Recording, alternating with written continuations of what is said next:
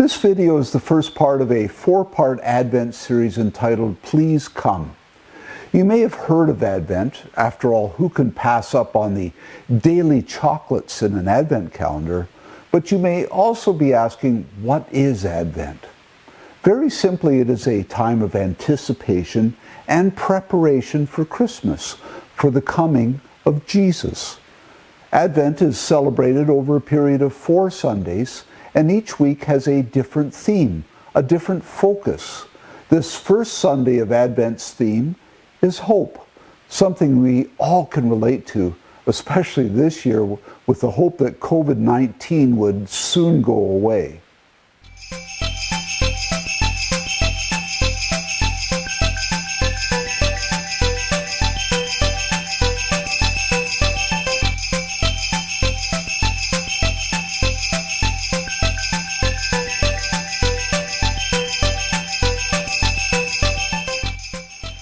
"700 years before Jesus arrived, the prophet Isaiah declared, 'The people that walked in darkness have seen a great light. They that dwell in the land of the shadow of death, upon them hath the light shined. For unto us a child is born, unto us a son is given, and the government shall be upon his shoulder, and his name shall be called Wonderful, Counselor, the Mighty God, the Everlasting Father, the Prince of Peace.'" This was a time of tumult and war. The Assyrian Empire was expanding and Israel was diminishing. While it wasn't until many years later that Israel was finally conquered, Isaiah warned the Israelites what would come given their turning away from faithful worship of God. Isaiah's book is very much about the future and a longing for the coming of a Messiah, the one who would lead his people into the truth, lay before them peace, and govern them with justice. It is a book about a future hope, and that is the focus of this first Sunday of Advent, hope. I did a study on hope a few years back and was surprised to see that hope is viewed by psychologists as being grounded, not as wishful thinking or fantasy, but in a solid belief that something will come to pass, and that this hope becomes the motivation that leads to its fulfillment. In other words, hope gives us the incentive, the drive, and the enablement for achievement of that for which we hope. Right now, we all hope for an end to COVID-19. It has not only inconvenienced us, it has imperiled us. And not just physically, but emotionally. It has imperiled the structures and the society and the culture in which we live, not to mention economically. This never-ending series of infections, symptoms, and deaths cripples hope, creates false hope, and incites fantasies and unreal thinking.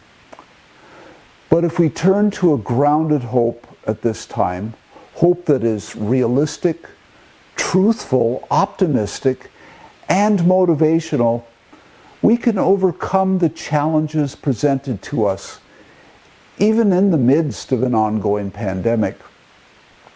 However, we must address the challenge of disappointment. When something we have hoped for doesn't come to pass. I like Václav Havel's perspective. He served as the last president of Czechoslovakia until its dissolution, and then as the first president of the Czech Republic. If anyone knows setbacks, it is him. He was a dissident, anti-communist activist who was imprisoned, followed by the secret police, and blacklisted by the state. He faced many hard times before communism fell and he became president. Havel said this about hope: "Hope is not the conviction that something will turn out well, but the certainty that something makes sense regardless of how it turns out." I'm sure that when Isaiah was prophesying about the coming of a Messiah and about the fall of Israel, he got a lot of opposition, and people did not want to accept what he said. Tradition says that Isaiah was killed by being sawn in half, so things did not turn out so great for him. But when you read and feel the power, the promise, the hope, and the certainty of his words, the people that walked in darkness have seen a great light, you can't help but know that while getting sawn in half is not a great way to end things, what Isaiah said and how he lived his life makes complete sense, and it vindicates his prophetic words. Hope is not some fanciful dream. There is an assurance in hope. Hope is something solid, not a puff of smoke. Hope is real. Hope is a perspective on life. Hope is what makes us resilient even in the face of the most serious obstacles and setbacks. So as we wait for the coming of Jesus, we can prepare our hearts with the foundation of hope.